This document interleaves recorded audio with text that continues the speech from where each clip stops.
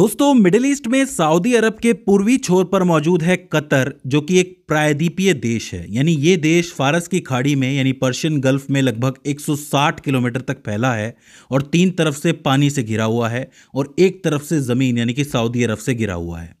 बात करोगे इसकी स्थिति की तो ये उत्तर पूर्वी गोलार्ध यानी कि नॉर्थ ईस्टर्न हेमिस्फीयर में मौजूद है। अक्षांश यानी कि लैटिट्यूड इसके 24.27 डिग्री नॉर्थ से लेके 26.10 डिग्री नॉर्थ तक जाते हैं। मतलब ये ट्रॉपिक ऑफ कैंसर यानी कि कर्क रेखा के करीब है। वहीं जो देशांतर है, लॉन्गिट्यूड है, वो 50 डिग्री ईस्ट से लेके 52 डिग्री ईस्ट तक जाते हैं। इस हिसाब से इसका टोटल क्षेत्रफल लगभग 11,571 वर्ग किलोमीटर हो जाता है। यानी कि कतर ओवरऑल भारत के कई राज्यों से भी बहुत ज़्यादा छोटा है अगर आप क्षेत्रफल के मामले में देखोगे तो। अगर इसकी सीमाओं की बात की जाए तो इसकी एकमात्र भूमि सीमा सऊदी अरब से लगती है, दक्षिण दिशा में लगभग 87 किलोमीटर लंबी है। अबू समरा से लेके खोर अल अदाद तक ये जाती है। ध्यान देने वाली बात यह है कि इस सीमा को 1965 में तय किया गया था, लेकिन इसे कभी भी जमीन पर पूरी तरह सीमांकित नहीं किया गया। मतलब इस सीमा को कभी भी जमीन पर प्रैक्टिकल रूप से नहीं खींचा गया। सिर्फ ये बात तय की गई कि ये अबू समरा से शुरू होगी और खोर अल अदाद तक जाएगी। तो अब ऐसे में कितना एरिया किसके अंतर्गत आता है ये बात तय नहीं है। यही कारण है कि भविष्य में इसको लेके मसले हो सकते हैं। बात करें इसकी तट रेखा के बारे में तो कतर की भौगोलिक पहचान इसकी पर्याप्त तट रेखा से बहुत ज़्यादा प्रभावित होती है। कतर की जो टोटल तट रेखा है वो लगभग 566 किलोमीटर लंबी है। जी हाँ, चूंकि पूरी तरीके से ये पानी में है, 3 जगहों से घिरा हुआ है, तो बहुत बड़ी सीमा है। इस तट रेखा पर आपको समुद्र के अंदर धंसे हुए और बाहर निकले हुए बहुत से हिस्से देखने को मिलेंगे जो कि प्राकृतिक बंदरगाहों की तरह काम करते हैं, नेचुरल पोर्ट जिसको आप कह सकते हो। इस तट रेखा की वजह से मोती निकालने, मछली पकड़ने और तेल के भंडार तक पहुंचने में मदद मिलती है।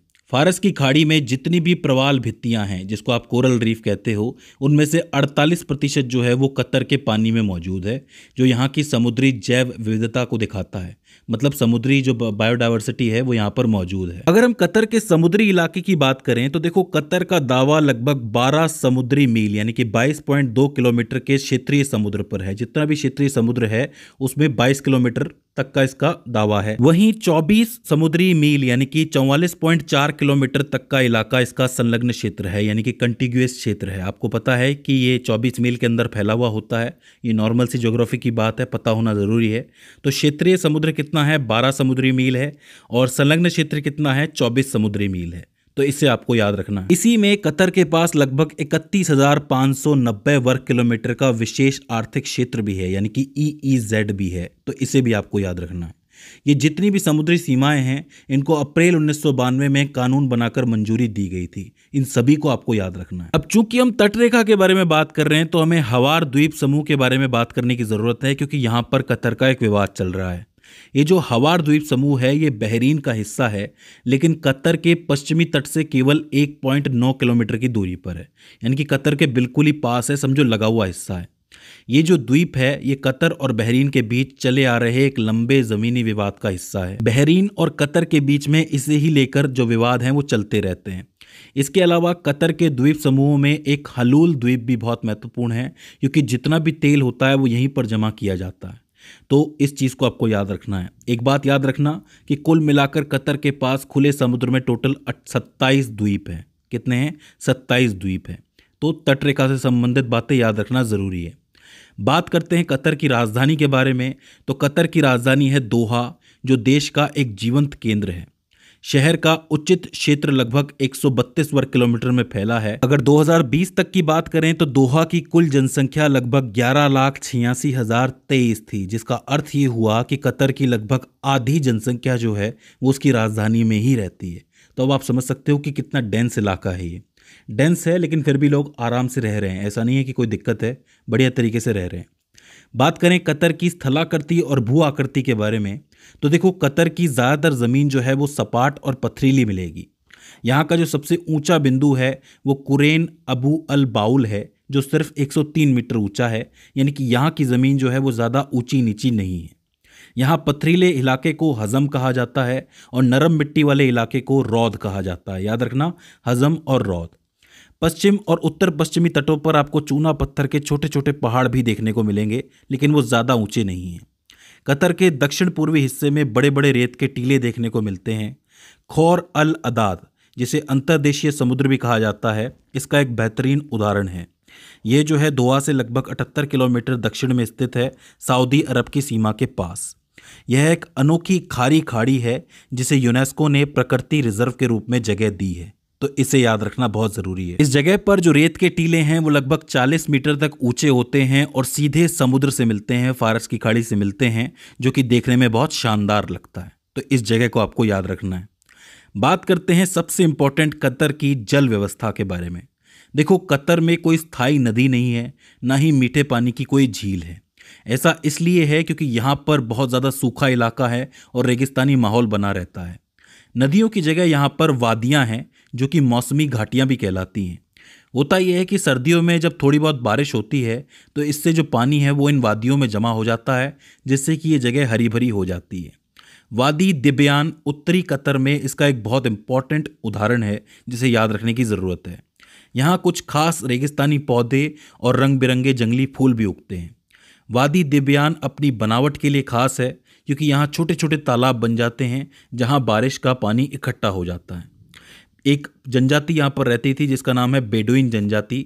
उसके लिए बहुत महत्वपूर्ण माने जाते थे क्योंकि बेडुइन लोग जब यात्रा करते थे वो पानी यहीं से लेते थे, मतलब इन तालाबों से ही लेते थे। अब देखो, कतर में अगर मुख्य स्रोत की बात की जाए पानी के तो वो है बारिश और ग्राउंड वाटर, यानी कि धरती के नीचे का पानी।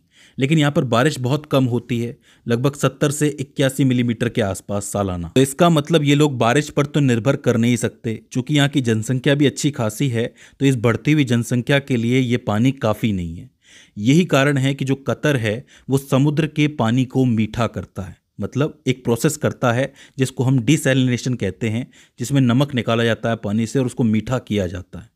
मैं आपको बता दूं कि ये पूरी प्रक्रिया बहुत ज़्यादा महंगी होती है और इसमें बहुत ज़्यादा ऊर्जा खर्च होती है। यही कारण है कि कतर को लगातार बड़े पैमाने पर पानी की पूर्ति करने के लिए खर्चा करना पड़ता है, निवेश करना पड़ता है, ऐसे यंत्र लगाने पड़ते हैं जिससे कि समुद्र का पानी मीठा किया जा सके। अब देखो, यही जो है कतर की एक सबसे बड़ी समस्या भी है, क्योंकि अगर कतर कल को किसी से लड़ने जाता है तो हो सकता है कि कतर के पास बहुत पैसा हो, क्योंकि कतर जो है वो LNG का बहुत बड़ा निर्यातक देश है और साथ ही तेल भी बहुत ज़्यादा निर्यात करता है। लेकिन अगर इसकी जल व्यवस्था पर कोई वार कर दे तो कतर बिखर जाएगा, क्योंकि आपको पता है कि पानी है तभी जीवन है। वो अलग बात है कि जब तक कतर के पास तेल है, गैस है, कोई इन्हें प्यासा तो मरने नहीं देगा। जाहिर सी बात है, यहाँ पर अगर कोई दिक्कत होती है तो अमेरिका अपने B2 जहाज़ों में भी पानी भरेगा और इनको दे के आएगा, क्योंकि ऑब्वियस सी बात है कि तेल और गैस के लिए तो अमेरिका कुछ भी कर सकता है। वैसे अमेरिका ही नहीं, पूरी दुनिया के लिए तेल बहुत ज़रूरी है, तो कोई भी देश इनको इस तरीके से तकलीफ में आने देगा नहीं। लेकिन फिर भी कतर जो है वो अच्छा खासा पैसा खर्च करता है। बात करें कतर के तेल क्षेत्रों के बारे में तो यहाँ 3 प्रमुख तेल क्षेत्र हैं। सबसे पहले आता है अल शाहीन, जो कि कतर के उत्तर पूर्वी तट पर मौजूद है, फारस की खाड़ी में स्थित है और यह एक अपतटीय क्षेत्र है। अच्छी खासी तादाद में यहाँ से तेल गैस निकलता है। दुखान क्षेत्र की बात करोगे तो ये कतर का पहला तेल क्षेत्र था जिसे 1939 में खोजा गया था और 1940 से उत्पादन शुरू हुआ था। ये जो पश्चिमी तट है यहाँ पर आपको देखने को मिलेगा, ये भी एक अपतटीय क्षेत्र है। यहाँ से तेल और गैस दोनों का उत्पादन होता है। और तीसरा है उत्तरी गैस क्षेत्र, जो कि दुनिया का सबसे बड़ा गैस क्षेत्र है और कतर के उत्तर पूर्वी तट से थोड़ा सा दूर स्थित है, तो ये बहुत ज़रूरी जगह हो जाती है।